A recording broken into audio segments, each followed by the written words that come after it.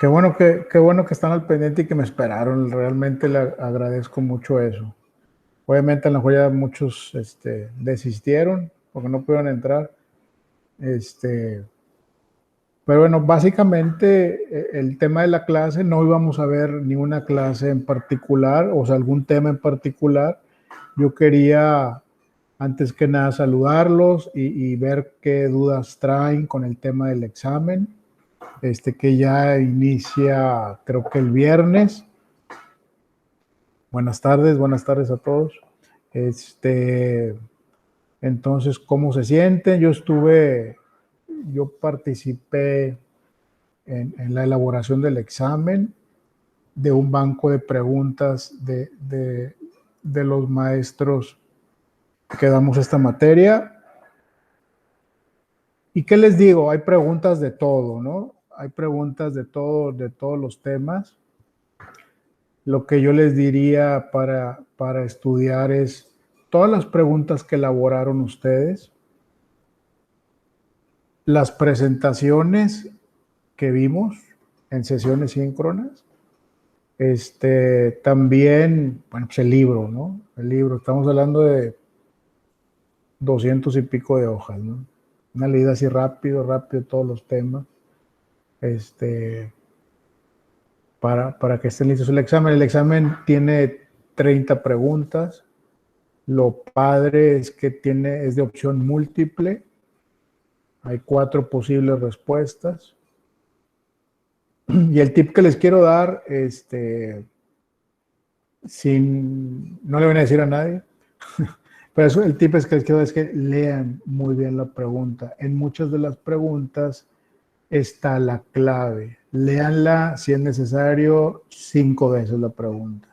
Con mucho detenimiento, lean la pregunta, revisen las posibles respuestas. Si no le entienden a la pregunta, porque fue un tema que no se vio mucho o porque en su momento no le entendieron, al ver la pregunta y ver las respuestas ayuda mucho porque pudieran entender a qué se refiere y contestar. Entonces, yo las estuve revisando mucho y en muchas la respuesta es muy clara, en otras está un poquito así como medio complicado, pero si leen bien la pregunta, traten de hacer match con la respuesta. Y una cosa, otra consejo que les doy, no dejen ninguna pregunta en blanco. No dejen ninguna pregunta en blanco. Si de plano no se la saben, pues contesten. Ahí hay 4 opciones.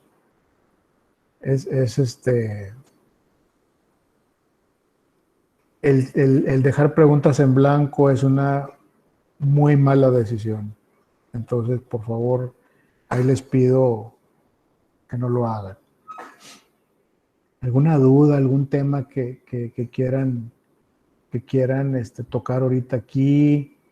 Pues ahorita es el momento, ¿no?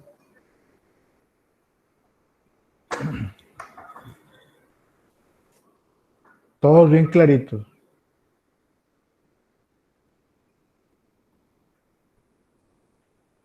Pues qué bueno que se sienten tranquilos. Les quiero comentar algo que me pasó muy padre.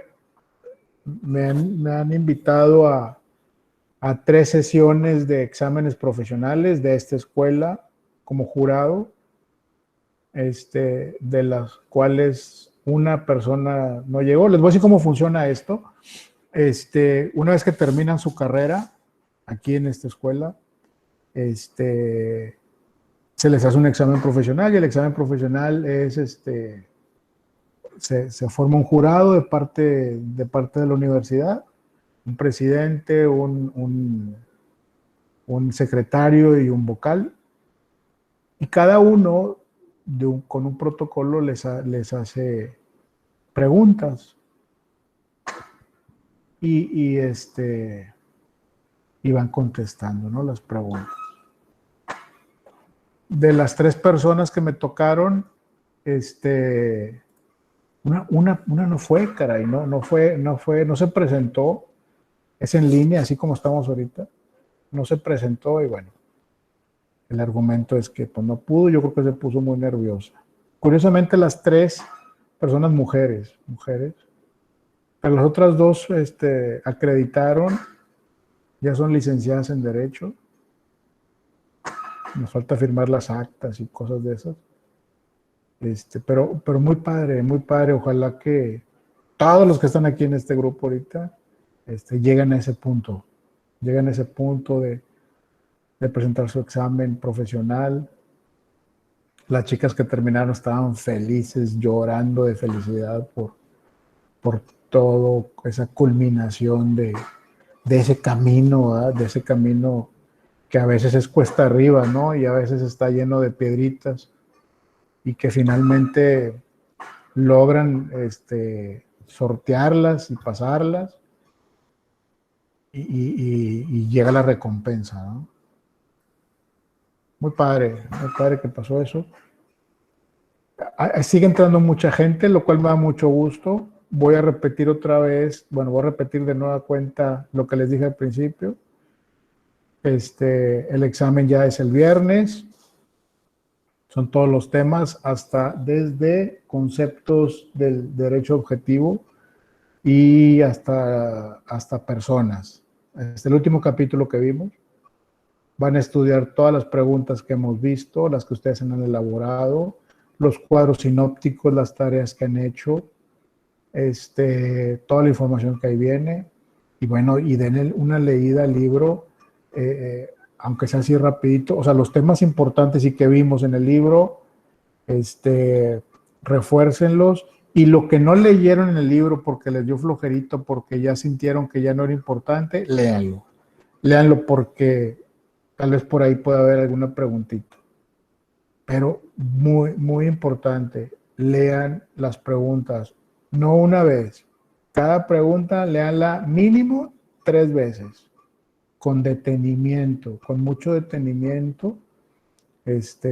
Analicen bien la pregunta, lo que está diciendo la pregunta, y luego inmediatamente a las respuestas, no contesten de inmediato, lean todas las respuestas, son 4 opciones de respuestas, léanlas muy bien también, traten de hacer el match con la pregunta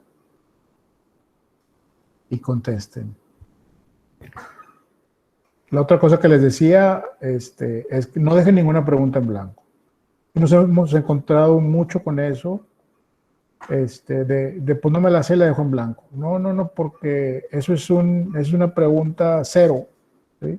Y a lo mejor si no te la sabes, contesta lo que tú creas y a lo mejor, pues como decimos, latinas, ¿no?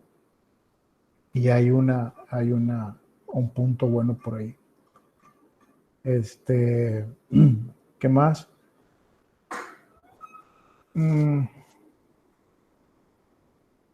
La gente que le ha faltado alguna tarea o algo,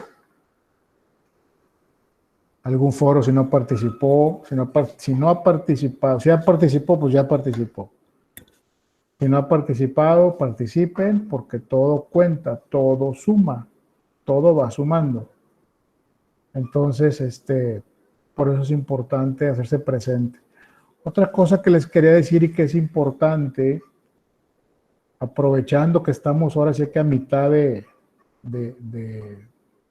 Tetra, hay muchos que en sus aulas, cuando yo estoy revisando tareas, yo veo toda su información y muchos no tienen su fotografía. Es importante, no crean que quiero ver cómo son y quiénes son ni nada, pero es importante porque eso genera un compromiso, ¿sí? A veces al no poner la fotografía, no en todos los casos, es como mantener un pie afuera, ¿sí? Uno adentro y uno afuera por si tengo que correr o por si tengo que dejar de estudiar. Es una opinión personal, no es obligación, pero yo creo que es importante que pongan su foto, la que ustedes quieran, la foto más bonita que tengan, la que ustedes quieran, no importa, pero me gusta ver que todos tengan su fotografía. Es algo que les quería decir de hace mucho, pero se me pasaba. Disculpe, maestro, de hecho sí es obligatorio. Bueno, entonces con mayor razón, no sé por qué, hay muchos que no tienen su fotografía. Y es importante que la pongan. Genera un compromiso, o sea, eso tiene un fin, no es nomás porque sí. Entonces, los invito a que pongan su fotografía, es importante. ¿Qué más? ¿Alguna duda sobre lo que vamos a presentar? Van a tener el examen 2 oportunidades.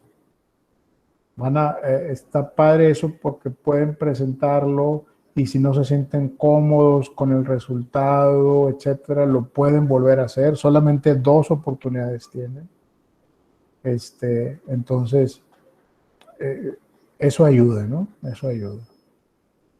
Pero es clave, clave, clave leer muy bien las preguntas, 1 y 2 y hasta 3 veces. Cada pregunta, cada pregunta. Tienen un tiempo suficiente. Son 30 preguntas. Fíjense, generamos un banco de preguntas de 50 preguntas. Perdón, no fueron 50, es un banco de 75 preguntas. Y de ahí el sistema elige 30 solamente al azar. El examen dura pues lo que te tardes. Te voy a decir, el límite de tiempo del examen son 2 horas. Es el límite de tiempo, no creo que nadie se lleve 2 horas, es mucho menos tiempo. Pero tienes un tiempo de 2 horas, 120 minutos. Lo van a hacer ahí en línea. Entonces, ojalá quiero que les vaya muy bien, quiero ver muy buenas calificaciones. Ya estamos aquí, ya estamos a la mitad de esta subidita, ya a partir del examen ya va como de bajadita. Entonces es importante echarle todas las ganas, todo lo que puedan a ir estudiando. Váyanse estudiando capítulo por capítulo, capítulo por capítulo. Hay temas de algunos juristas, Kelsen y todo. De hecho, yo quité algunos que no sentía yo que fueran importantes. Digo, todos son importantes, pero los que menos se mencionaban, yo los quité. Los que más se mencionaban, pues sí, eso sí, sí, algunos los dejé.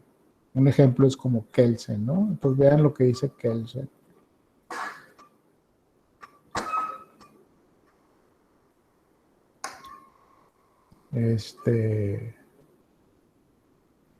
¿Qué más? ¿Qué más vemos?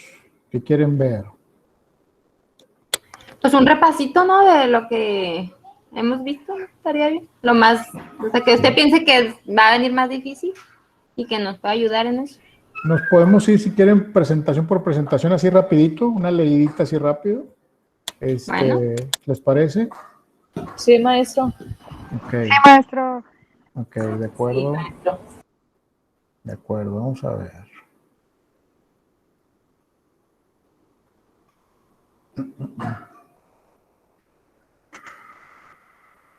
Permítanme tantito.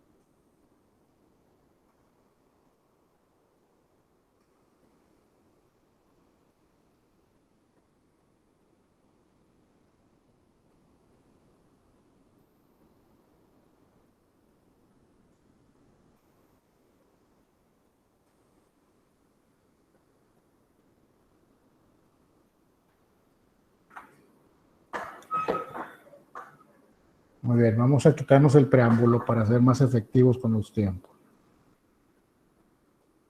El primer tema que vimos, concepto del derecho y derecho objetivo, un tema muy, muy importante. Sigue entrando gente, entonces me voy a ir así como que saliendo un poquito.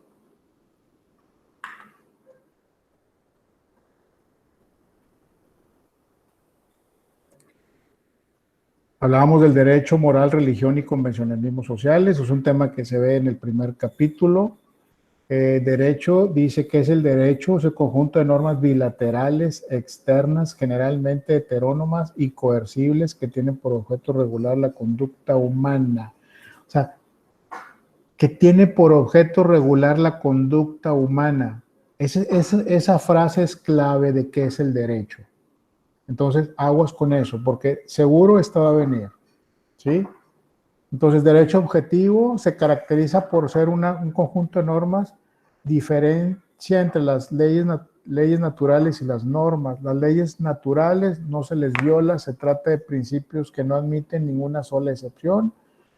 Hablamos de las leyes naturales como los fenómenos naturales, los huracanes y todo eso, o sea, ahí vienen por la costumbre y por la estadística, sabemos que vienen más o menos tales tiempos y es una ley natural, ¿sí? Las normas pueden ser continuamente violadas sin que la violación del postulado que encierran pierda la importancia o valor. Las normas que se generan, por ejemplo, las leyes de tránsito, por ejemplo, se violan y no por ello, si se violan mucho, no por ello dejan de tener valor dichas normas. Entonces, ahí van a estar siempre, ¿sí? Esto que les mencioné es súper importante, derecho objetivo. ¿Sí se está moviendo la presentación? Sí, maestro. Sí, maestro. Ok, de acuerdo. Déjeme ver si le puedo poner esto. Se ve mejor, ¿verdad? Así es. Sí. Muy bien.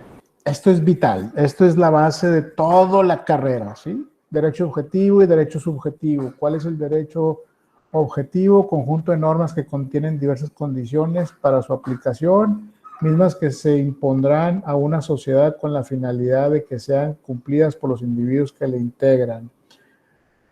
Derecho objetivo es la ley, ahí es la ley escrita, lo que ya está ahí, la Constitución Política de los Estados Unidos Mexicanos es un derecho objetivo que ahí está para cuando se necesite. Regula la función de todos los ciudadanos, ¿sí? De instituciones, de organismos, de todo. Ahí está la ley. Cuando se necesite, ahí te vas ahí y ya sabes qué hacer. Es el derecho que está escrito, ¿sí?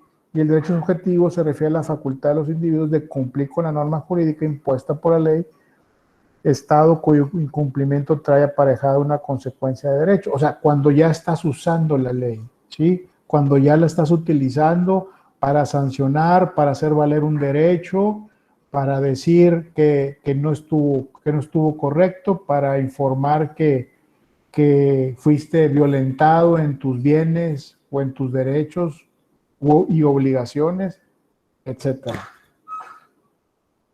¿Sí entienden la diferencia? La ley, ¿sí? Aquí está la ley, vamos a suponer que aquí está la ley. Pero ahí está, aquí está, es un libro, una Biblia, como quien dice, aquí está. Pero cuando ya la uso, como la chica esta la youtuber que está ahorita en la cárcel, Yo sé. exactamente, ya se está usando la ley en ella, ¿sí? La ley ahí estaba escrita, ¿sí?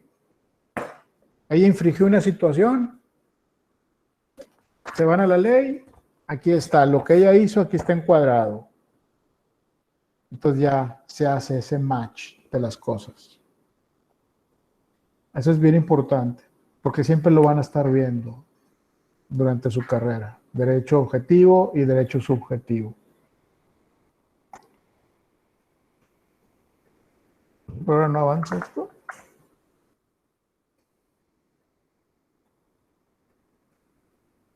A ver, permítanme. Muy bien, derecho moral, religión y convencionalismos sociales. Características de las normas jurídicas: la moral, sistema normativo autónomo, unilateral, interno e incoercible. ¿Qué quiere decir esto? Leyes o normas morales son, por ejemplo, y lo comentamos un momento, por ejemplo, lo que hay en una iglesia, por ejemplo. No debes de hablar, debes de permanecer callado, etcétera, no hacer escándalo, etcétera, no hacer ruidos extraños, etcétera. Haz de cuenta que eso es una norma. Si lo haces, no pasa nada. No pasa de que te llamen la atención, pero no por ello te van a meter a la cárcel, ¿sí? A eso se refieren más o menos las normas morales, ¿sí? Convencionalismos sociales, sistema normativo heterónomo, unilateral, imperfecto, externo e incoercible. ¿Qué pasa con esto? Acuérdense, sí, por eso les digo que es muy importante que lean las palabras. Sí la oración, sí la pregunta, sí el texto, pero lean las palabras. Convencionalismos sociales. ¿De dónde viene convencionalismo? De que me conviene, lo que le conviene a la sociedad que sea. ¿Sí? Las buenas costumbres, el saludar, los buenos días, todo eso son convencionalismos sociales, ir arreglado a una boda, por ejemplo, con cierta vestimenta, etcétera, etcétera. Todo eso son normas de convencionalismos sociales y que en algunos casos son, pueden causar problemas si no cumples. Por ejemplo, me da pena, pero en algún momento me pasó a mí, cuando estaba yo de preparatoriano, me acuerdo que estábamos en la casa de un amigo que tenía alberca en su casa, nos salimos de la alberca, me puse yo una camisa de tirantes, perdón, es que alguien está entrando y no quiero que nadie se me quede afuera. Listo. Me puse yo una camisa de tirantes, mis amigos también, o sea, con el mismo shorts, con el mismo, unas chanclas que agarramos ahí, no sé, pero yo en particular traía una camiseta de tirantes, mis amigos traían una camiseta, con manga, ¿no? Manga corta, pero yo no sé por qué agarré una camiseta de tirantes, una que yo tenía por ahí. Fuimos a un restaurante, y yo estaba en prepa, o sea, me sentía dueño del mundo, ¿no? A esa edad. Fuimos a un restaurante y me sacaron, yo bien enojado y todo esto, bueno, y finalmente entendí y me salí, ¿no? Me salí del restaurante muy enojado y todo, pero bueno, ahí entiendes que este tipo de convencionalismos sociales, pues así, pues estás incomodando a la demás gente, ¿sí? No es un tema nomás del restaurante, lo que pasa es que incomodas a la demás gente y si andas en tirantes, pues antihigiénico, una serie de cosas, ¿no? No en todo puedes estar de acuerdo, pero bueno, es como buscar como un bien común, una idea común de código de vestimenta, por ejemplo, en algún restaurante. Jamás en la vida me volví a poner casi tirantes para ir a un restaurante. La religión, sistema normativo heterónomo, unilateral, interno, incoercible, que es lo que les mencionaba ahorita. Ellos tienen sus propias reglas, sus propias normas, entonces muy respetables, pero si no las cumple, pues no pasa nada. Son solamente de ellas, ¿verdad?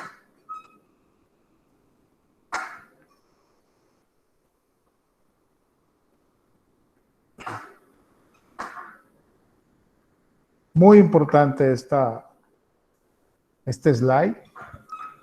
Fuentes del derecho. Seguro va a venir algo de esto en el examen y puede ser al revés, que es la fuente de derecho o la ley, la jurisprudencia, la doctrina o la costumbre. ¿Qué es eso? ¿Qué relación tienen con el derecho? Bueno, pues son fuentes del derecho, o sea, pueden preguntar al revés, ¿no? Entonces, por eso es importante y reitero mucho esto de leer muy bien las preguntas. Dice, diversos procesos a través de los cuales se elaboran las normas jurídicas. Estos procesos pueden comprender tanto las manifestaciones reales que dan origen a las normas jurídicas, por virtud de distintos factores sociales, económicos, políticos, religiosos, etcétera, como las formas reguladas por el propio derecho para la creación sistemática y ordenada de las citadas normas, tal como ocurre respectivamente en el proceso legislativo, en la obra constante de la jurisprudencia, en la elaboración que se lleva a cabo por la costumbre jurídica. Yo creo que este texto de acá de arriba, me importa este cuadrito que lo dice todo, ¿sí? La costumbre es una fuente de derecho indudable, de hecho, de ahí nace el derecho, de ahí surgió el derecho, de ahí se empezaron a generar las leyes de la costumbre, cuando la gente acostumbraba, por ejemplo, regar en la tarde, por decir algo, pues digo, esto es una soncera, pero en aquellos tiempos la gente empezó a acostumbrar a regar sus tierras, por decir, a las 6 de la tarde, ¿no? Todos los días a las 6, nadie les dijo, pero ellos saben que lo mejor es regar a las 6 de la tarde, ¿sí?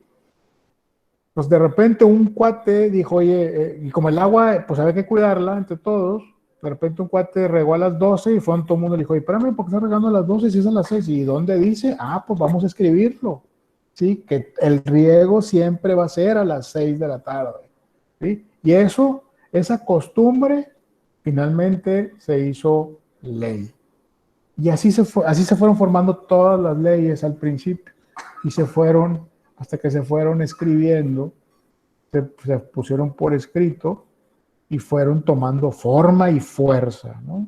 Entonces ya todo el mundo se regía por eso.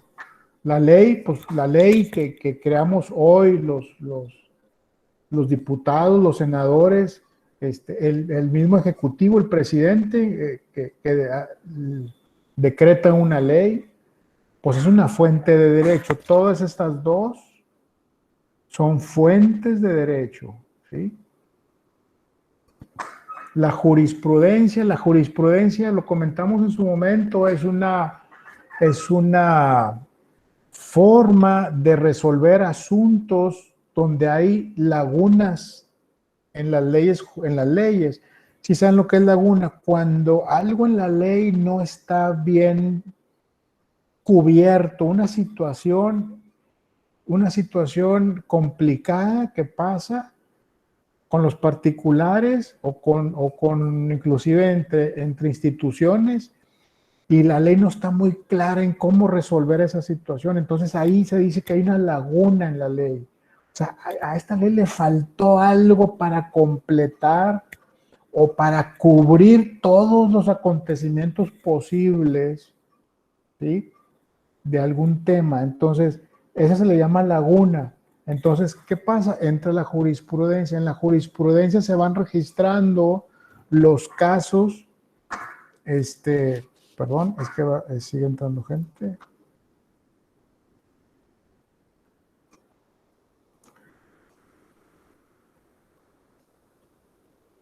En la jurisprudencia se van registrando esos casos que se resolvieron, no propiamente con la ley, basados en la ley, pero no exactamente como lo decía la ley, porque la ley no lo cubría. Entonces se va haciendo un libro, cómo resolví el caso del año pasado, en donde un particular se quejó de que la institución de transparencia no le resolvió, pero etcétera, etcétera. Entonces, ¿cómo se resolvió esa situación? Se resolvió así. Entonces, lo escribe, lo pones por escrito ahora sí que en un registro, y cuando esa situación pasa 5 veces y pasa igual, ¿sí?, entonces se hace jurisprudencia y eso se convierte en derecho, una fuente de derecho, ¿sí?, porque es como se vuelve como hay códigos, código civil, código penal, etcétera. La jurisprudencia será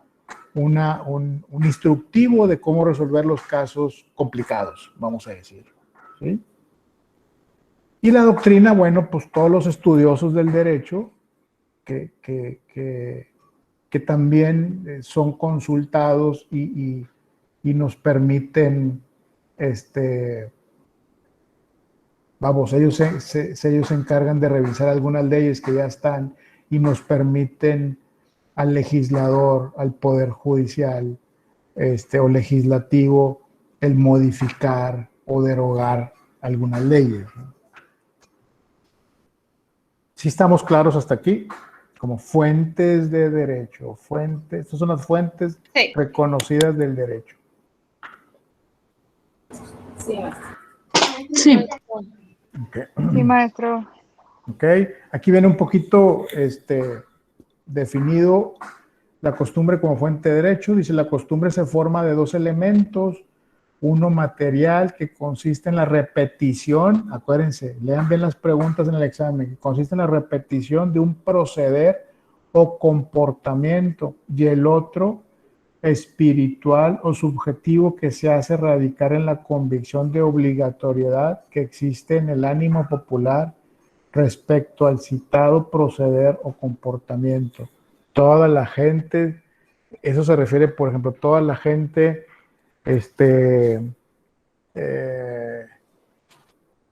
se duerme o se mete a su casa a las 8 de la noche, todos se duermen a esa hora, o todos se meten a su casa a las 8 de la noche. En aquellos años, imagínense, los pueblos, no había luz mercuriana, no había nada, entonces hacía oscurísimo, y a las 8 o 7 se metían todos. Entonces, ese tipo de cosas también se hicieron ley, ¿sí? Derivado de esa costumbre. Pues la ley y el reglamento, esa es la otra fuente de derecho, lo estamos definiendo, una regla del derecho directamente emanada del poder legislativo, sancionada con la firma del jefe de Estado, promulgada por él a través de un decreto. La promulgación tiene un triple objeto: atestiguar la existencia de la regularidad de la ley, ordenar su publicación y dar a los agentes del poder un mandamiento de ejecución. Básicamente la formulación de la ley, como propuesta, su revisión de la ley y su aprobación y su publicación, donde empieza su validez, ¿sí? Esa es la ley y el reglamento como fuente de derecho.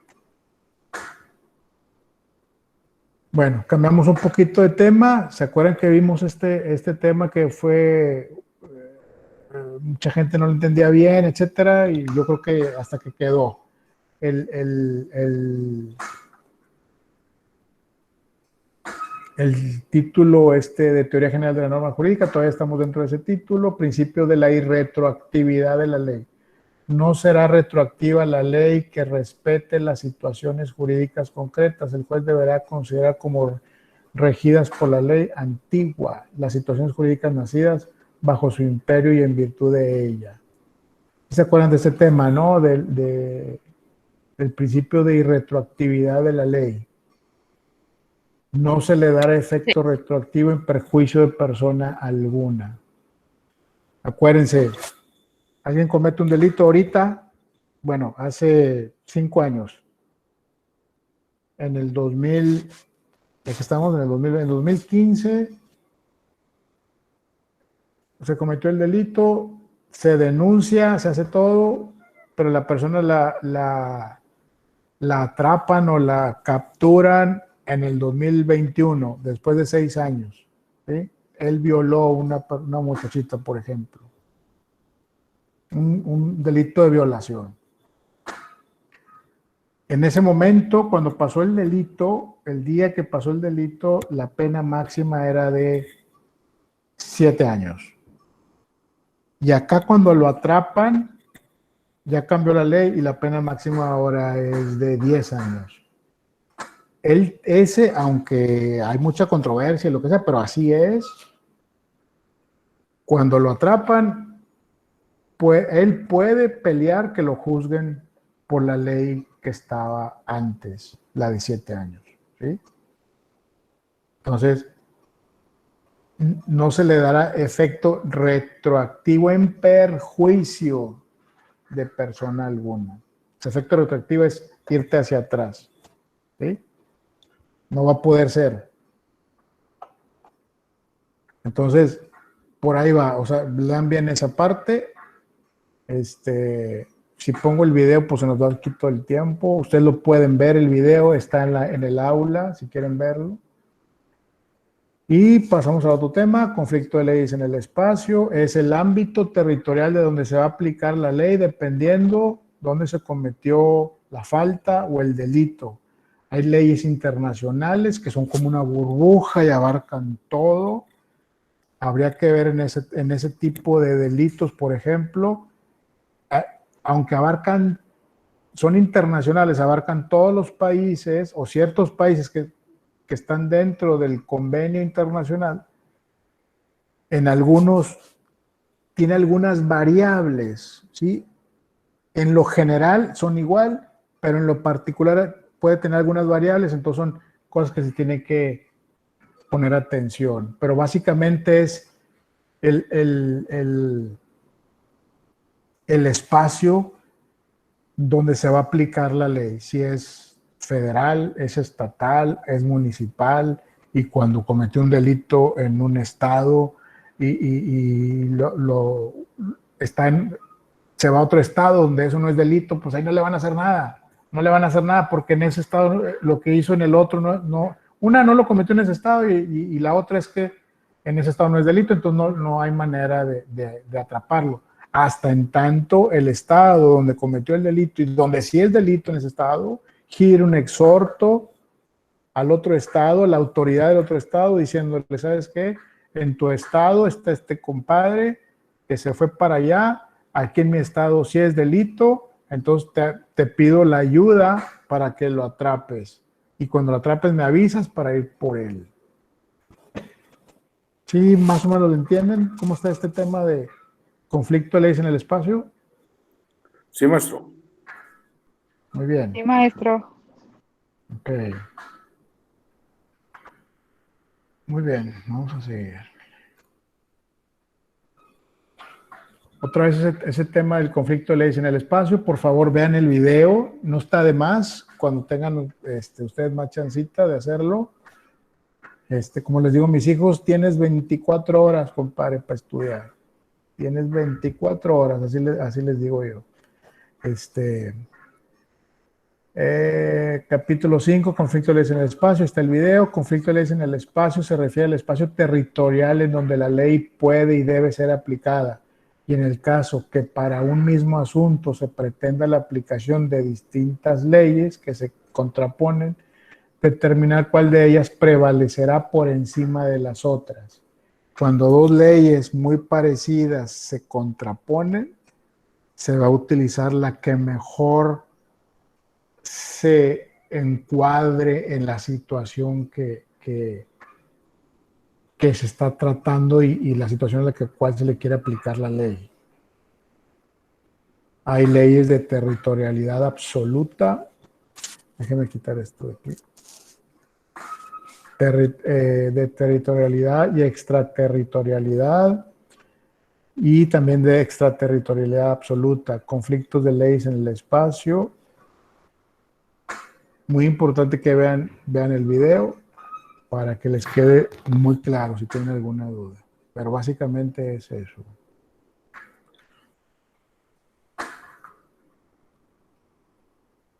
Teoría general de la norma jurídica, dice la jurisprudencia como fuente de derecho, pues ya lo vimos, ¿no? Ya vimos eso de la jurisprudencia, y bueno, y con esto acabamos con este tema. No significa, estimados alumnos, que eso es lo que va a venir en el examen. Ya olvídense, vean esta presentación y eso es todo lo que va a venir en el examen. Tienen que ver sus tareas, tienen que ver sus preguntas y tienen que darle una pasadita al libro. Sí, por favor. Y lean bien las preguntas del examen.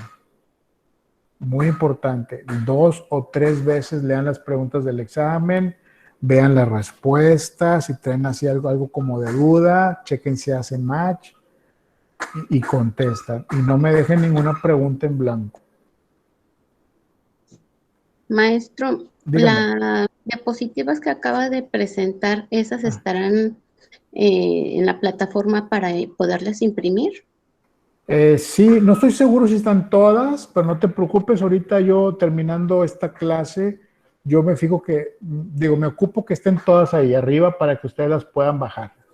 Ok, gracias, maestro. Al contrario. Bueno, si están de acuerdo, pasamos a otra presentación. El tema que sigue.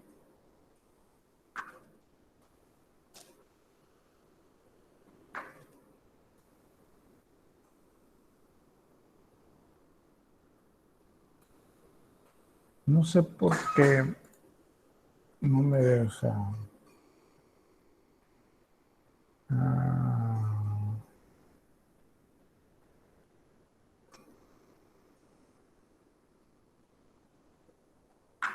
Ok.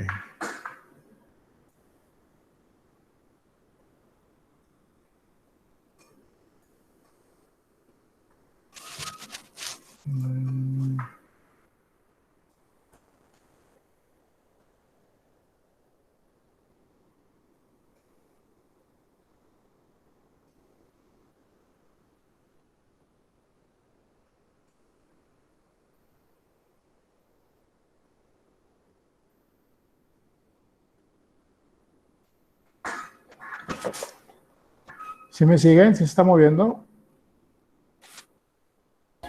Sí, maestro. Ok, qué bueno. Sí. Conceptos jurídicos. Ok, gracias. Los conceptos jurídicos fundamentales.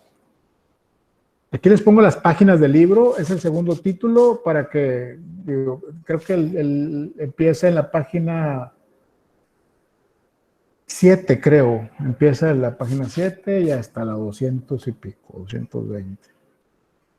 Objetivo, reconocer y entender los principales conceptos jurídicos.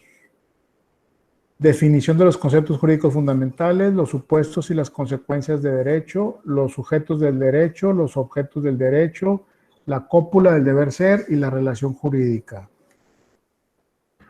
Definición de los conceptos jurídicos fundamentales. Los conceptos jurídicos fundamentales son aquellos que intervienen como elementos constantes y necesarios. Acuérdense de esto en el examen, constantes y necesarios. Los conceptos jurídicos fundamentales son aquellos que intervienen como elementos constantes y necesarios en toda relación jurídica, es decir, en toda forma de conducta jurídica que se produce por la aplicación de la norma de derecho a los casos concretos. Comprendamos tanto a las manifestaciones de conducta jurídica lícita como aquellos de conducta jurídica ilícita. Ejemplo de conducta jurídica ilícita, una compraventa en donde el objeto es adquirido de forma ilícita.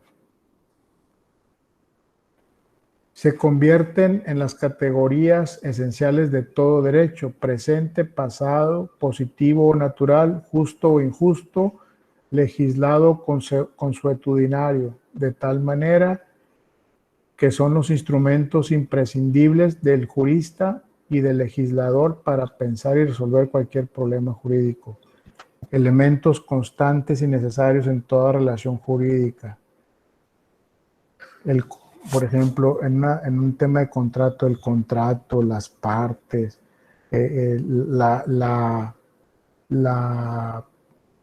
supongamos que fue un fraude, ¿no? En donde querían vender una propiedad que ya estaba vendida.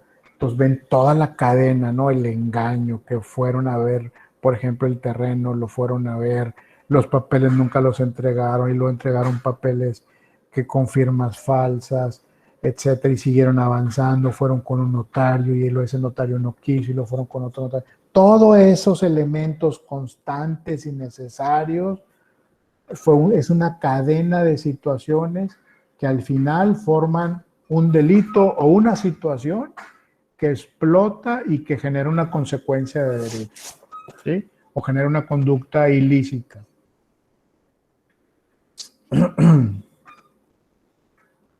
Dice, el supuesto jurídico se define como la hipótesis normativa, lo que creo que puede pasar. Un supuesto. No decimos, supuestamente le dijo ella primero a él. Supuestamente, creo que así fue. ¿Sí? Pues llama supuesto jurídico, se define como una hipótesis. La hipótesis es, mi hipótesis es que esto sucedió o que esto va a suceder. pero es una hipótesis, no es una realidad. Pero ahí están los elementos de esa hipótesis. Por si sucede, ya sabes cómo atacarla. De cuya realización depende que se actualicen las consecuencias de derecho. Es una hipótesis normativa en virtud de que simplemente comprende el enunciado que en términos hipotéticos se encuentra en toda norma jurídica, de cuya realización dependen las consecuencias contenidas en la parte dispositiva de la misma. Las consecuencias de derecho son, por lo tanto, aquellas situaciones concretas que se presentan cuando se realiza uno o varios supuestos del derecho. Los supuestos del derecho se confirman, los supuestos del derecho, y eso que trae una consecuencia de derecho. O sea, la pena, la sentencia, la multa, etc. La cópula, deber ser, es el nexo que une la hipótesis normativa con la disposición y la consecuencia de derecho. O sea, el supuesto, la normativa que vas a aplicar a ese supuesto que ya se dio y la consecuencia. Esa es la cópula del deber ser.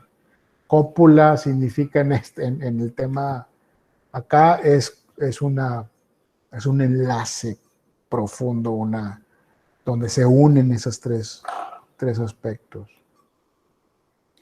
Los sujetos de derecho, personas jurídicas, son los entes que sirven de centros de imputación de derechos subjetivos, deberes jurídicos, sanciones, actos y normas de derecho.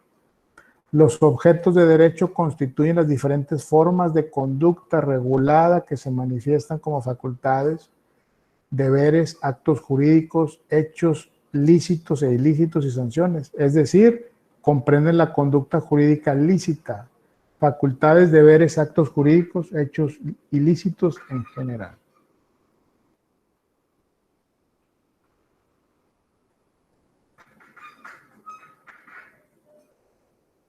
Que me sigue llegando gente.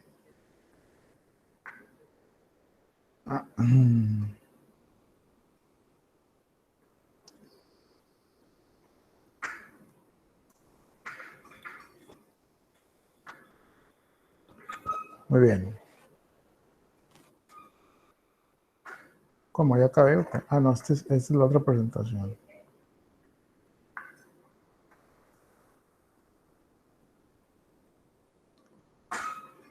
Las normas jurídicas constituyen elementos complejos de articulación de todos los elementos simples anteriormente enumerados. Capítulo 2, los supuestos y consecuencias de derecho. Se define como la hipótesis, o sea, los supuestos, la hipótesis normativa de cuya realización depende que se actualicen las consecuencias de derecho. El supuesto es una hipótesis normativa en virtud de que simplemente comprende el enunciado que en términos hipotéticos se encuentra en toda norma jurídica y de cuya realización dependerán las consecuencias contenidas en la parte dispositiva de la misma. ¿Qué sería un supuesto o una hipótesis normativa? ¿Qué sería? ¿Derecho subjetivo o derecho objetivo? Pudiera ser cuando te detiene un policía y te dice que vienes alcoholizado, ¿no? Sin comprobártelo. Ajá. Sí, pero bueno, yo me refiero, el supuesto o la hipótesis normativa, ¿qué vendría siendo? ¿Derecho objetivo o derecho subjetivo? Subjetivo. Derecho subjetivo, exactamente. Pues la ley está predisponiendo una situación que pudiera ocurrir. Muy bien. A eso me refería, compañeros. Hecho jurídico es un acontecimiento natural o del hombre que está previsto en la norma de derecho como supuesto para producir una o varias consecuencias de derecho. Acto jurídico es una manifestación de la voluntad que se hace con la intención de producir consecuencias de derecho. O sea, yo quiero producirlas. El hecho yo no quería, pero pasó. Ni modo. El acto jurídico yo quiero que se cumpla. Tengo la voluntad de hacerlo. ¿Qué ejemplo es? Cuando hay un contrato, por ejemplo, un contrato de arrendamiento, un contrato de compraventa, etcétera. Yo quiero hacerlo. El estado jurídico es una situación permanente de la naturaleza del hombre prevista en la norma de derecho como supuesto para producir múltiples y constantes consecuencias de derecho. Yo, por solo ser un ser humano, estoy en un estado o situación permanente de derecho, ¿sí? Aquí estoy. Y puedo hacer, o sea, estoy facultado para hacer, deshacer, comprar, rentar, contratar, etcétera. A eso se refiere. Los sujetos del derecho. Personas jurídicas entienden el ente capaz de derechos y obligaciones, es decir, el sujeto que puede ser susceptible de tener facultades y deberes, de intervenir en las relaciones jurídicas y de ejecutar actos jurídicos, que es lo que les decía hace ratito. Por tanto, son personas morales la nación, los estados y los municipios, las sociedades civiles y mercantiles, etcétera. También se dividen en personas jurídicas colectivas y persona jurídica individual. Este es un tema importante. A ver si está más adelante. Personas morales. Las personas son la nación, los estados y los municipios, las sociedades civiles y las mercantiles. ¿Sí se acuerdan que vimos ese tema, no? Personas morales, las características de las personas morales que tienen razón social, nacionalidad, personalidad, todos esos. Pero hay algo que es un tip que les quiero dar. Hay personas morales y hay personas físicas, ¿sí?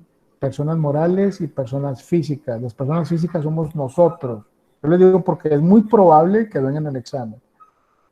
Entonces, personas físicas somos nosotros y las personas morales son todas las instituciones, asociaciones civiles, las sociedades mercantiles, como Soriana SADCB, Cervecería SADCB, Vitro SADCB, todas las empresas, ¿no?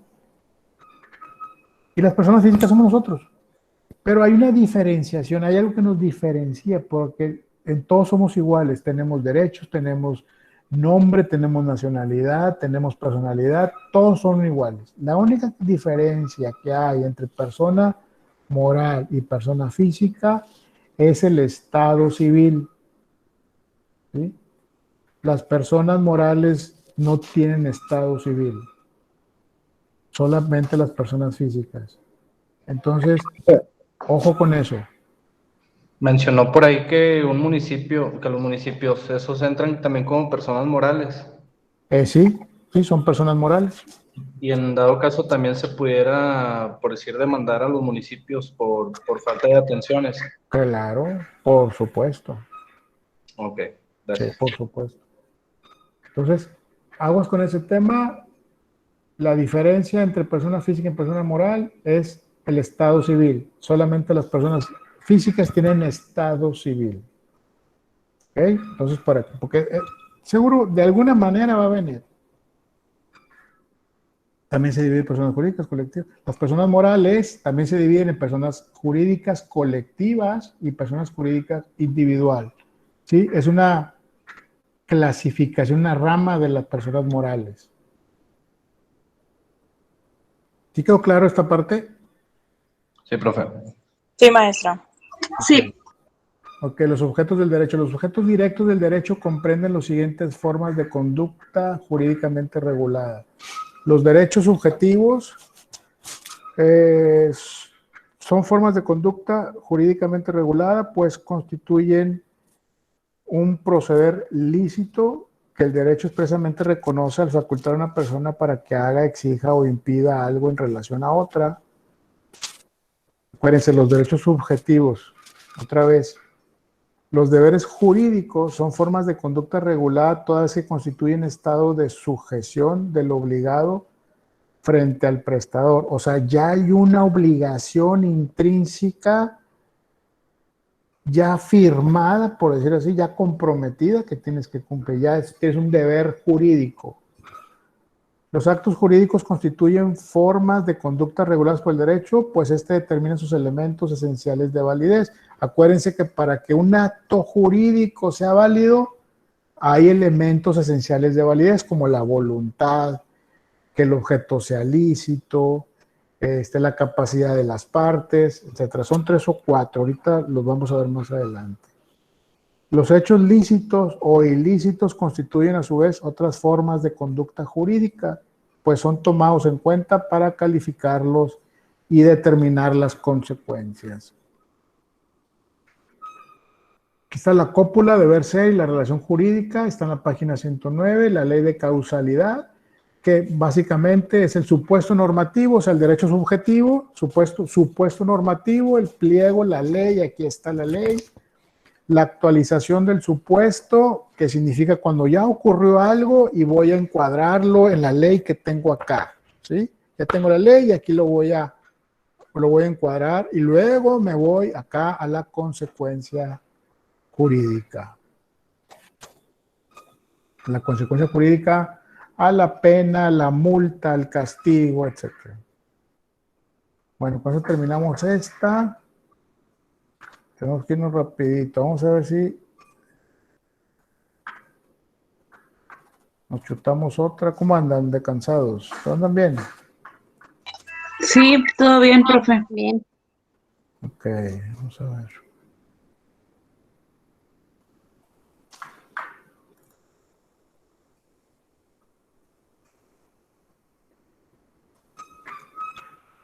Teoría general del acto jurídico. Acto jurídico. Acuérdate, vimos en la pasada, vimos un tema, vimos así como que por encimita el tema del acto jurídico. Acuérdense que el acto jurídico es que yo lo provoco. Definición de acto jurídico, elementos esenciales del acto jurídico, de la inexistencia y de la nulidad. No se mira. Ah, perdón. Ah, pues es que si no lo comparto, pues ¿cómo? ¿Cómo lo van a ver?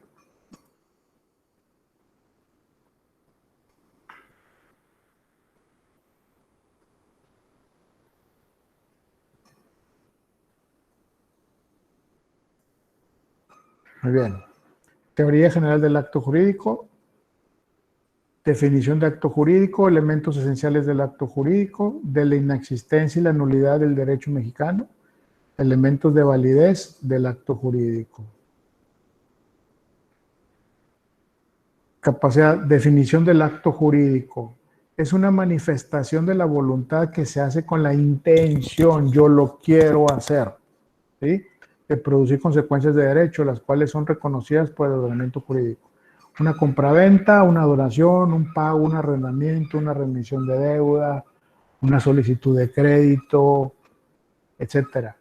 Es algo que yo quiero hacer. Diferencia de acto jurídico, perdón, de hecho jurídico y acto jurídico. El hecho jurídico, cuando por un acontecimiento natural o por un hecho del hombre en el que no interviene la intención, o sea, no hay la intención de originar consecuencias de derecho, por ejemplo, el nacimiento, sí, cuando nace una persona, pues sí, ahí sí hay la intención de que nazca, pero no tengo intención de generar ninguna consecuencia de derecho ni nada.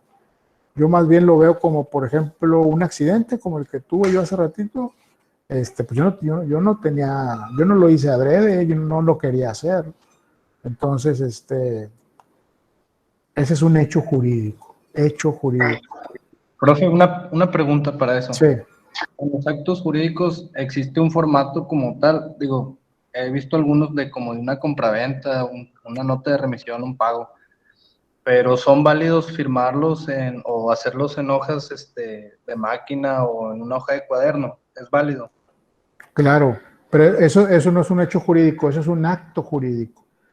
Perdón, el acto. Okay. Sí, el acto jurídico, acuérdate que es cuando yo quiero, ¿sí? Es mi voluntad hacerlo y lo puedes hacer. Mira, lo recomendable, lo puedes hacer en una servilleta si quieres hacer el acuerdo, pero lo recomendable es que lo pases a un papel de manera un poquito más formal, ¿no?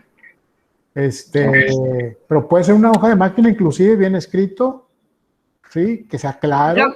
Lo que cuenta ahí es la firma. Sí, exactamente.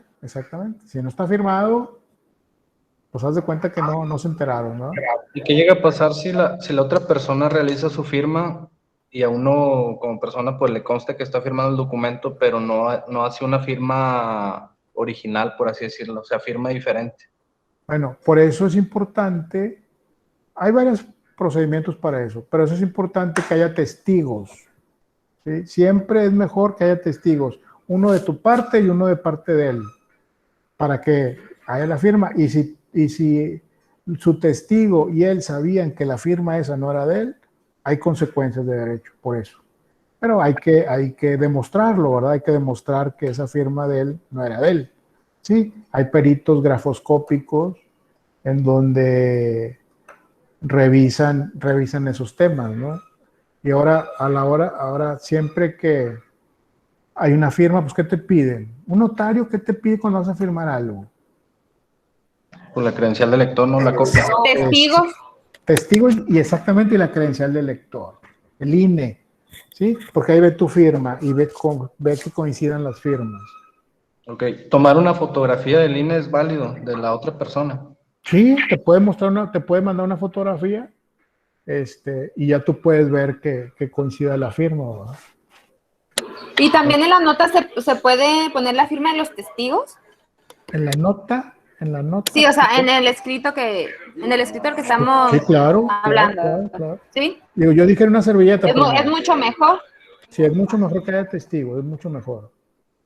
De hecho, hace poquito me habló un buen amigo, el papá de este amigo es cantante, canta. Y me enseñó un contrato y me dice, ¿qué opinas de este contrato? Y le dije, pues no está firmado. O sea, se cuenta que lo firmó su papá y un testigo del señor y una de las partes. O sea, era un contrato de prestación de servicios artísticos y no sé qué. Y o sea, no era, ¿cómo les diré? Con el que estaban contratando eran dos personas. Era una empresa representada por dos personas. Entonces estaban abajo del contrato. Las dos personas deberían de firmar. Y lo más abajo, el papá de mi amigo, que debe firmar con un testigo. Los de arriba también tenían sus testigos. O sea, todos firmaron, pero una de las partes que son representantes de la empresa de representaciones artísticas, etcétera, no firmó el contrato. No firmó. Tú me dices, Que no firme no es válido, tienen que ser los dos por ende. tienen que ser los dos, porque si los dos están arriba en el proemio del contrato, o sea, en la parte de arriba, como cuando dice contrato que celebramos a través de la persona tal, de la empresa tal, los nombres tales, si están esos nombres ahí y no están los dos firmados acá abajo, el contrato está imperfecto. Y por decir, a mí me tocó firmar un contrato de trabajo, y venía en el contrato, la parte, o sea, el jefe, por así decirlo, Sí. venía ya la firma impresa, como Sí. en una impresión. ¿Eso es válido también? Sí, es válido, sí, es válido. Es válido. Okay. Sí. Es una materia muy padre la de contratos, porque eso se hace en todos los días. Entonces tiene muchas variables. Bueno, entonces dijimos que el hecho jurídico no es mi voluntad hacerlo, pero sucede. Y bueno, ya tengo un hecho jurídico. Y el acto jurídico es que interviene mi voluntad para hacerlo. ¿Estamos de acuerdo? Sí. Sí, maestro.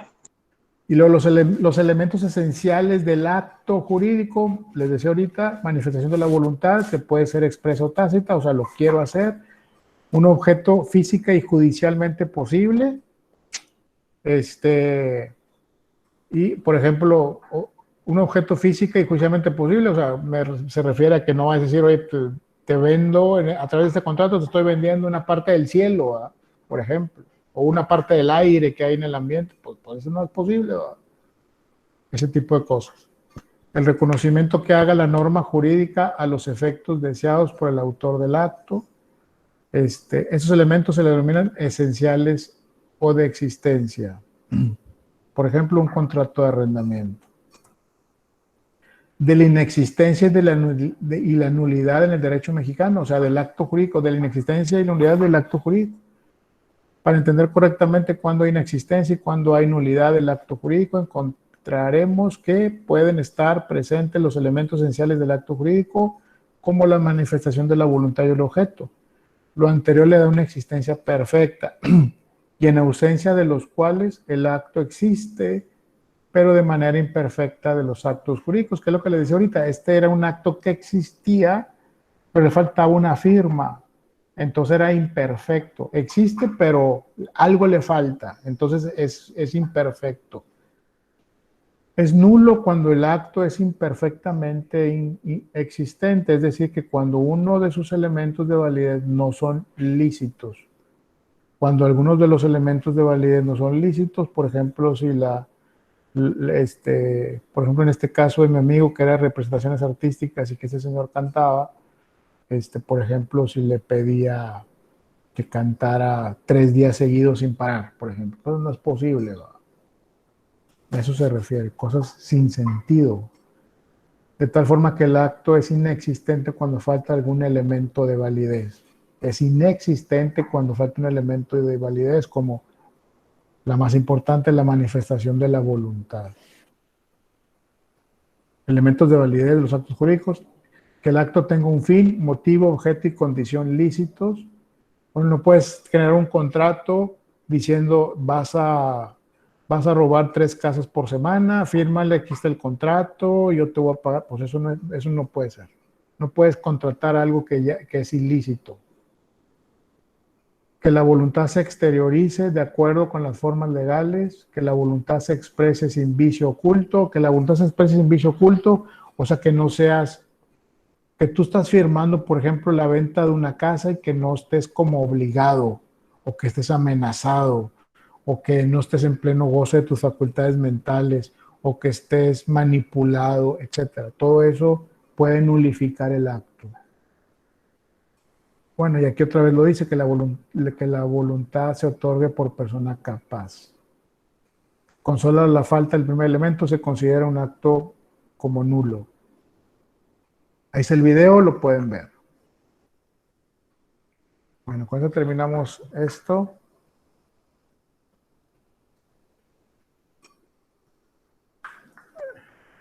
¿Cómo vamos?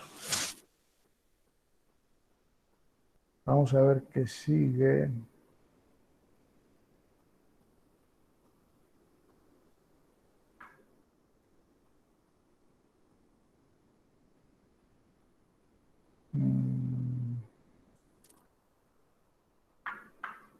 ¿Hay que dejar nuestra asistencia, maestro, con nombre y grupo? No es necesario, no es necesario.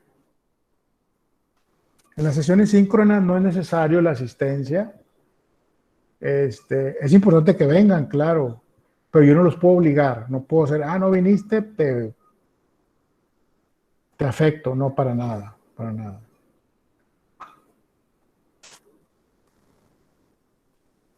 Derecho de las personas, pues creo que ese es el último capítulo. Vamos a verlo así rapidito.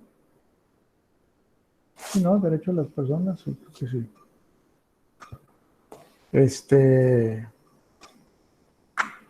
Déjales comparto.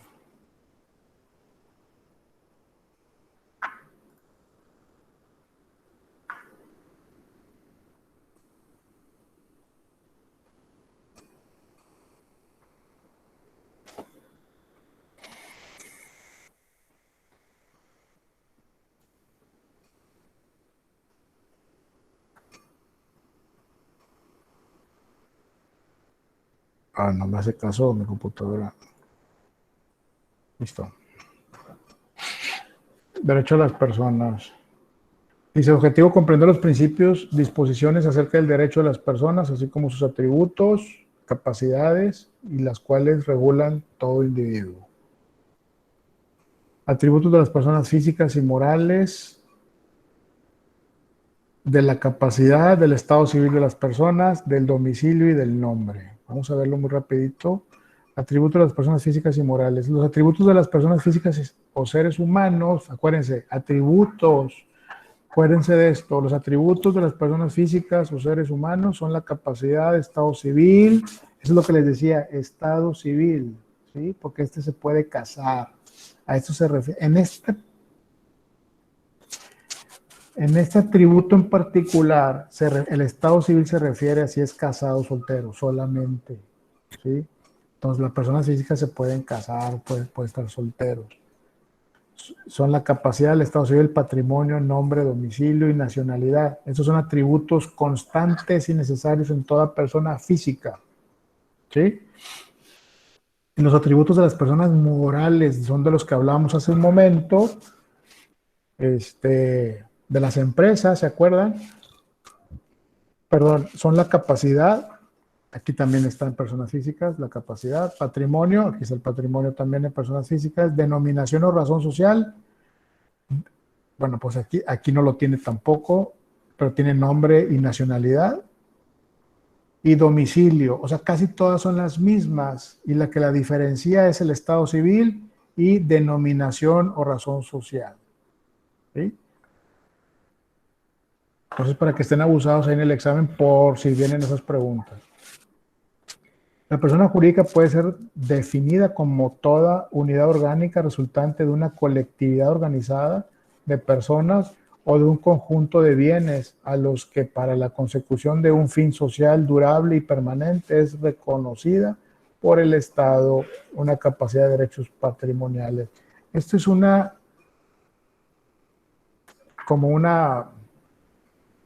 se me fue la palabra. Es un tipo de persona moral, ¿sí? Persona jurídica es un tipo de persona moral.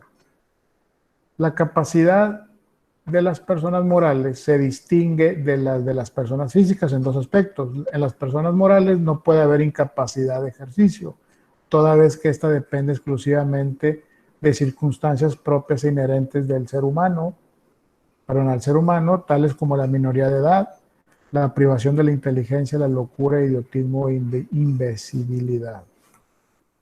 En las personas morales, su capacidad de goce está limitada en razón de su objeto, naturaleza y fines.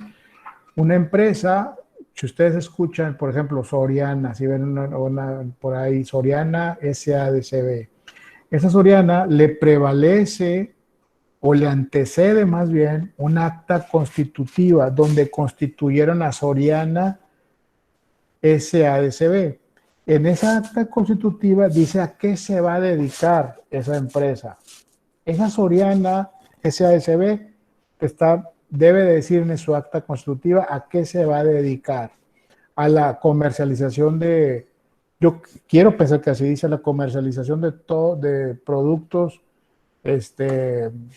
perecederos, alimentos, ropa, juguetes, etcétera, etcétera.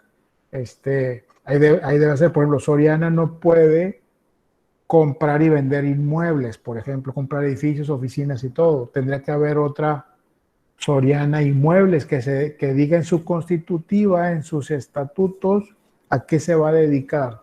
No se pueden salir de su Objeto social.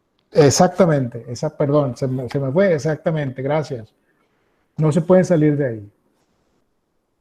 Entonces, hay empresas como las comercializadoras, esas tienen un abanico muy amplio de muchas situaciones que pueden hacer, al igual que las constructoras, pero están limitadas de alguna manera, ¿no?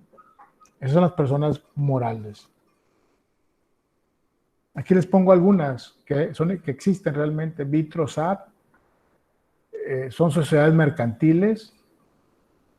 Esta es Vitrosap, significa Sociedad de Administración Bursátil de Capital Variable. Botánica, Sociedad de Responsabilidad Limitada y de Capital Variable. Prodenor, Sociedad Anónima de Capital Variable. Niños Felices, Asociación Civil. Instituto de Extensión de Monterrey, Asociación Civil. Entonces la B significa bursátil, que cotiza en la Bolsa Mexicana de Valores. Es correcto, es correcto. Gracias. Ya. De la capacidad es el atributo más importante de las personas. Todo sujeto de derecho, por serlo, debe tener capacidad jurídica. Esto puede ser total o parcial. Es la capacidad de goce el atributo esencial e imprescindible de toda persona, ya que la capacidad de ejercicio que se refiere a las personas físicas puede faltar en ellas y sin embargo existir la personalidad. La capacidad se divide en capacidad de goce y capacidad de ejercicio. La capacidad de goce es la aptitud para ser titular de derechos o para ser sujeto de obligaciones.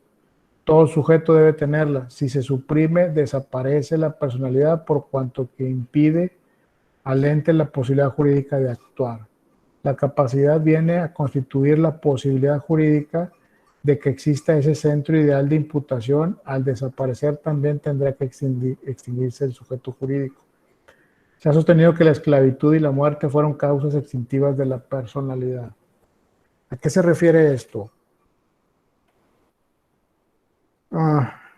Por ejemplo, una persona moral para funcionar tiene que darle personalidad jurídica a las personas. Las personas forman a la razón social. La razón social, no, Soriana, SASB, no se mueve por sí sola. Tiene que tener personas y en su acta constitutiva determinan: esta persona tiene el poder de actos de dominio y esta otra persona tiene poder de actos de administración, ¿sí? Enfocados a su objeto social, ¿sí? Los de actos de administración son los que van a poder firmar en nombre de la empresa contratos de cualquier tipo, ¿sí? Bueno, no de cualquier tipo, para contratar gente, para contratar servicios, para créditos, todo ese tipo de cosas. Esos son para los poderes de actos de administración. Tú tienes el atributo, tú ya por ser persona, lo decíamos hace ratito, tienes esa capacidad de hacerlo. Pero ya dentro de una persona moral te tiene que por escrito dar ese poder para que tengas esa capacidad de hacer esas cosas. Entonces, les decía, los poderes de administración y los poderes de dominio, los poderes de dominio eran para poder comprar y vender propiedades, autos, casas, etcétera, pero que sean enfocadas al objeto social de la empresa. Aquí hay un video para que lo vean y que quede más claro. Dice aquí, el Código Civil mantiene a la cabeza de la teoría del nasciturus una declaración de tipo general que es la que ha de dar a la tónica a todo sistema. Está contenido en el artículo 29, el concebido se tiene por nacido para todos los efectos que le sean favorables.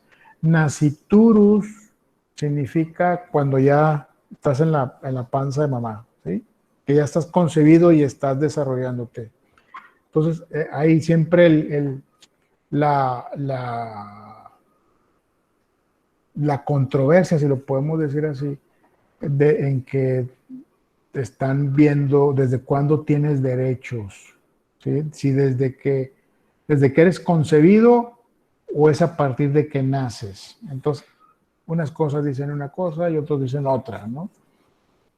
La verdad es que la ley mexicana dice que desde que eres concebido y se formaliza a la hora que naces. Sí, es como ratificar esos derechos al momento que naces. Aunque bueno, ya vimos que en algunas, creo que en Hidalgo creo ya está el derecho al aborto, pero bueno. Grados de la capacidad de goce. El grado mínimo de capacidad de goce existe en el ser concebido, es lo que le decía, concebido, pero no nacido, de acuerdo al Código Civil, que nazca vivo y presentarse ante el registro civil oído a 24 horas. Esta forma mínima de capacidad de goce permite al embrión tener derechos ya subjetivos, patrimoniales, como el derecho a heredar, de recibir en legados o recibir en donación. Capacidad de goce para los menores de edad, que es muy similar a los de los mayores de edad, salvo lo exclusivo para la mayoría de edad. Tercer grado de goce es para los mayores de edad, en pleno goce de sus facultades mentales, y los de interdicción por locura, idiotismo, imbecilidad o uso constante de drogas y enervantes. Los de interdicción son los que pues, no pueden valerse por sí mismos y tienen que estar con alguien mayor de edad que vea por ellos. Capacidad de ejercicio es la aptitud de participar directamente en la vida jurídica, es decir, de hacerlo personalmente. Grados de la incapacidad. Al ser concebido, pero no nacido. desde el nacimiento hasta la emancipación, mayoría de edad. Corresponde a los menores emancipados en donde existe solo, perdón,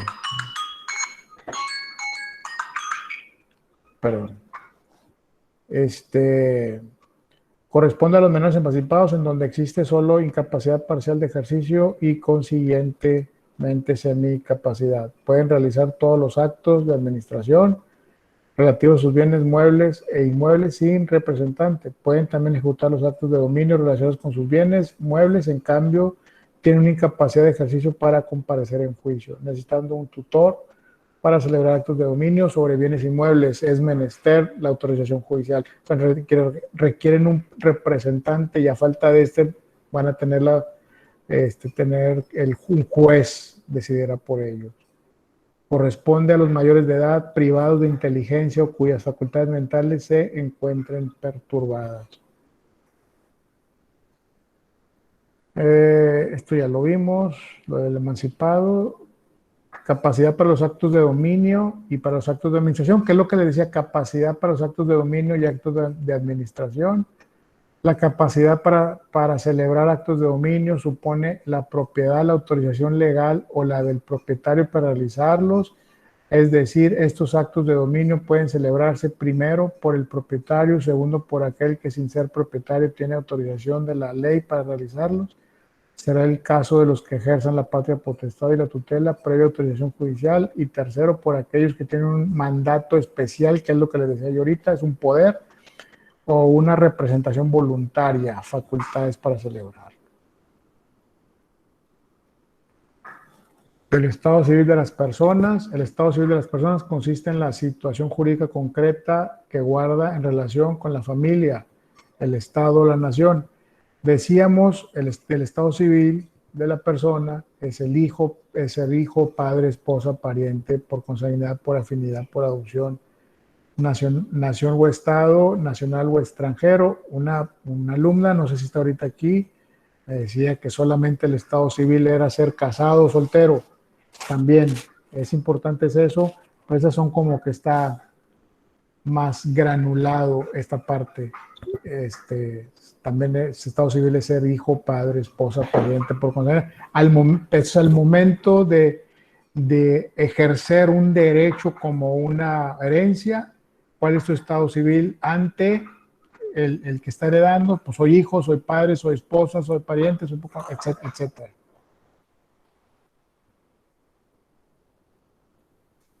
Estado y capacidad. Planiol y Bonicace dicen que el estado de las personas es el conjunto de las cualidades constitutivas que distinguen al individuo en la sociedad y en la familia. Estas dependen de tres hechos o situaciones que son la nacionalidad, el matrimonio, el parentesco por consanguinidad o por afinidad. Dice, derechos y características del estado civil. Con relación al estado de las personas, la ley otorga dos acciones fundamentales: la reclamación de estado y la de desconocimiento del mismo. En la primera se faculta a quien carece de un cierto estado para exigirlo si se cree con el derecho del mismo.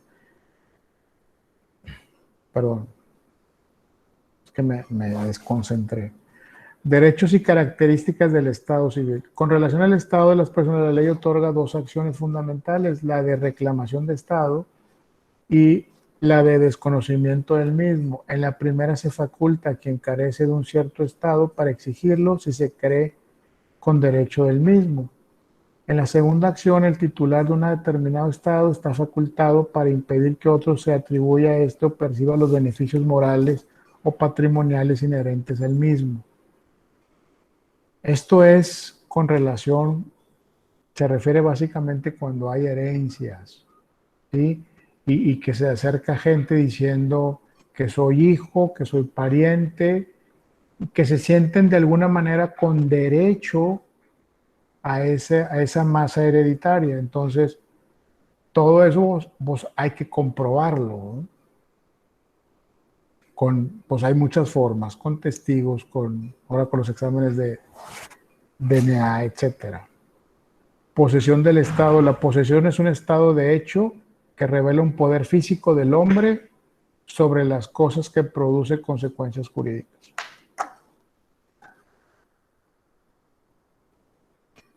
Efectos de las sentencias relativas al Estado civil. La sentencia ejecutoriada constituye la verdad legal aun cuando en ocasiones no corresponde a la realidad. Fuentes del Estado civil: el parentesco, el matrimonio, el divorcio o el concubinato. Fuentes del Estado civil. O sea, ¿qué te da el Estado civil? Parentesco, matrimonio, divorcio y concubinato.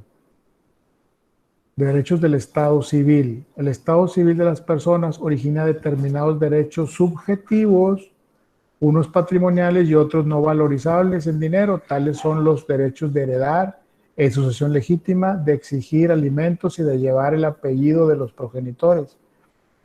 En cuanto a la mujer casada, no obstante que la ley no lo indica, es costumbre que lleve el apellido de su esposo, pero después del propio. Fíjese que hay un tema de costumbre.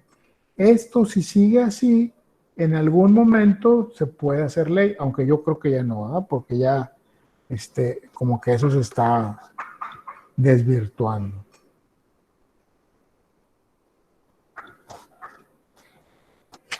Prueba del Estado civil. El principio del Estado civil de las personas solo se comprueba con las constancias del registro civil. El objeto del registro civil es una institución que tiene por objeto hacer constar de una manera auténtica a través de un sistema organizado todos los actos relacionados con el Estado civil, el de las personas. O sea, la función del registro civil, donde todo se registra ahí, todo se guarda, se clasifica y es guardado en libros. ¿Sí? Antecedentes. El origen del registro civil viene del siglo pasado como costumbre.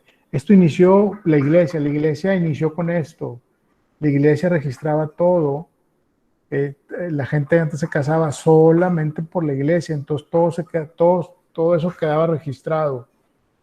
Pero a partir del año de 1870, cuando la iglesia se separa del Estado, o más bien el Estado se separa de la iglesia, empieza el Estado a empezar a registrar los matrimonios y algunas características de los que se casaban, los testigos, algunos familiares, etcétera. Entonces iba generando esta información que te sirve para muchas cosas, ¿no? Estadística y bueno, y crear obligaciones y derechos. Permítanme un segundo.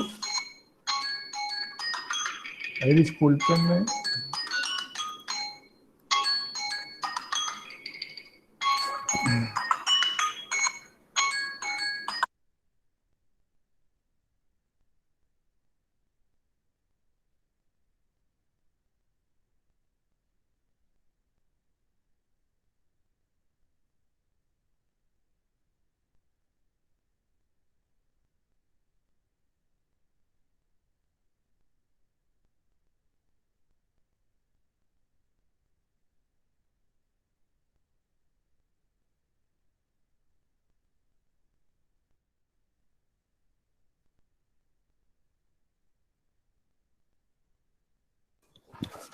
Perdón, es que vamos a un tema ahí que estamos un poquito atareados con eso. Estábamos en...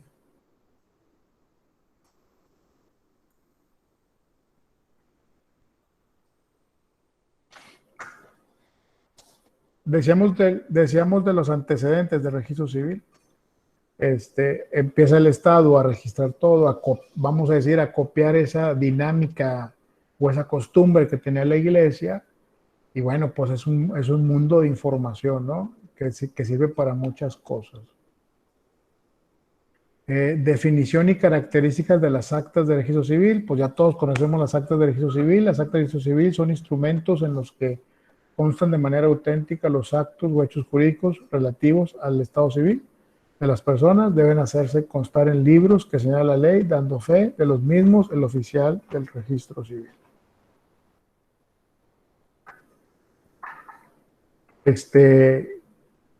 A ver, creo que con esto terminamos, o porque ya no avanza. A ver.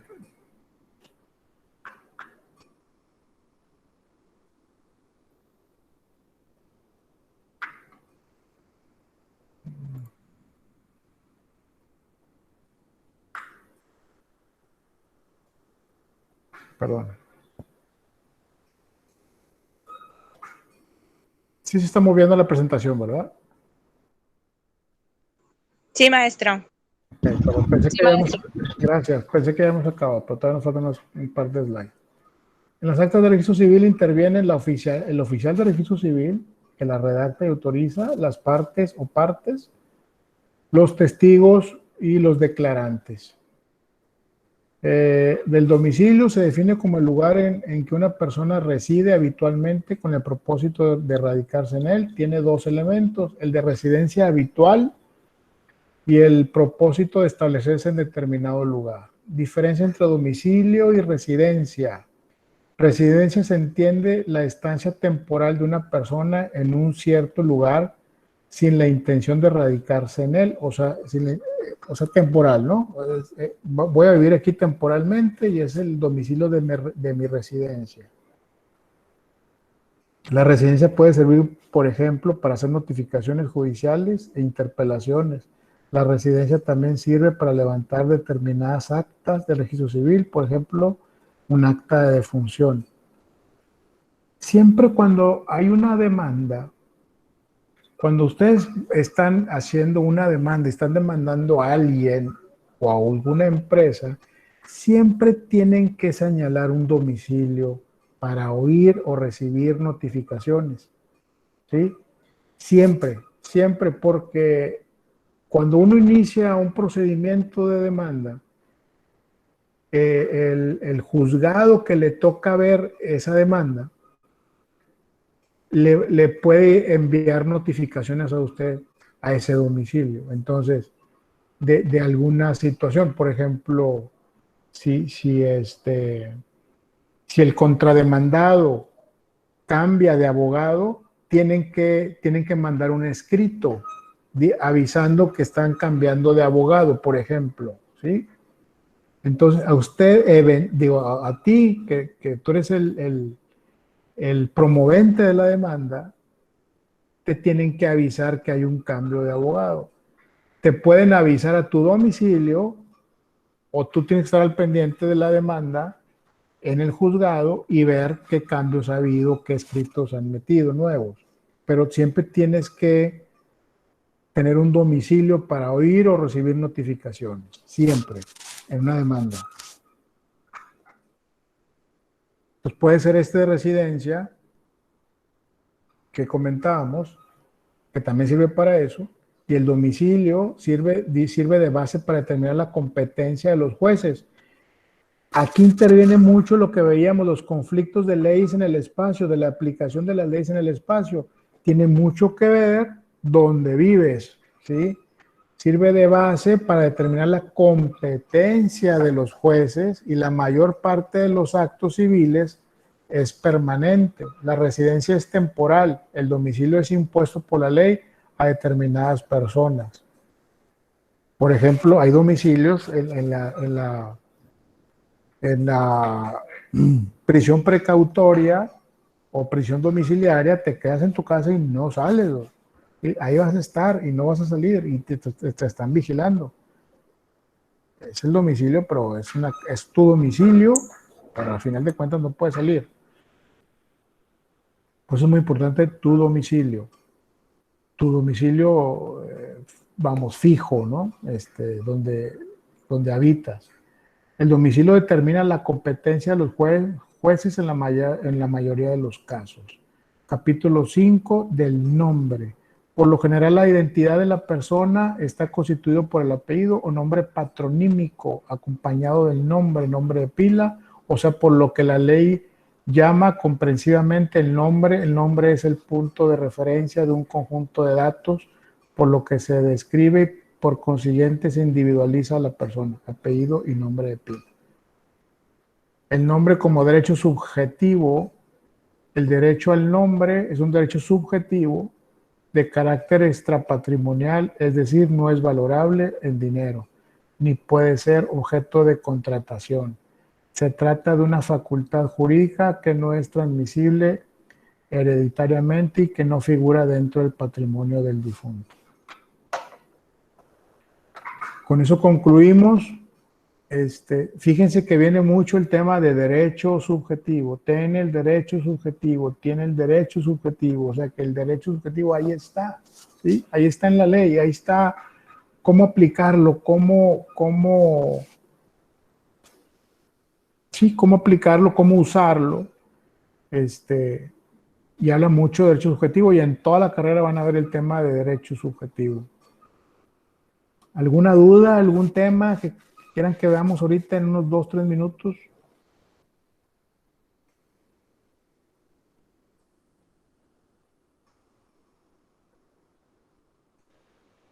¿No? Todo muy bien, profesor, todo muy bien explicado, la verdad estuvo muy bueno el repaso. Yo creo que ya viendo otra vez el video y revisando los apuntes, debe de quedar un poquito mejor comprendido, ¿verdad?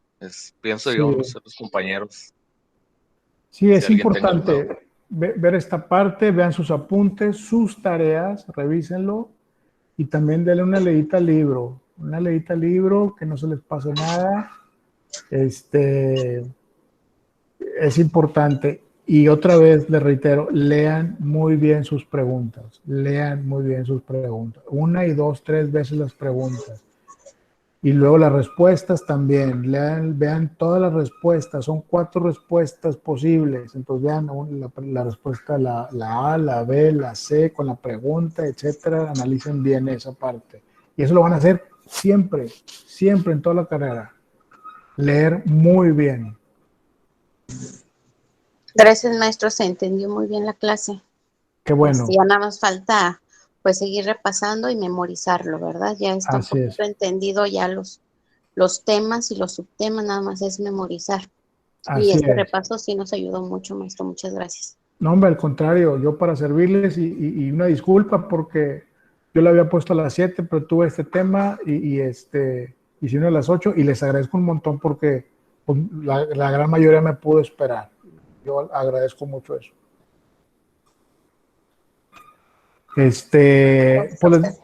No, al contrario, les deseo mucha suerte. Como quiera, yo estoy en el aula todos los días. Cualquier mensaje, cualquier duda en particular, lo que sea, con toda confianza. ¿De acuerdo? Muchas Ok, gracias. muchas gracias. Al contrario, un placer.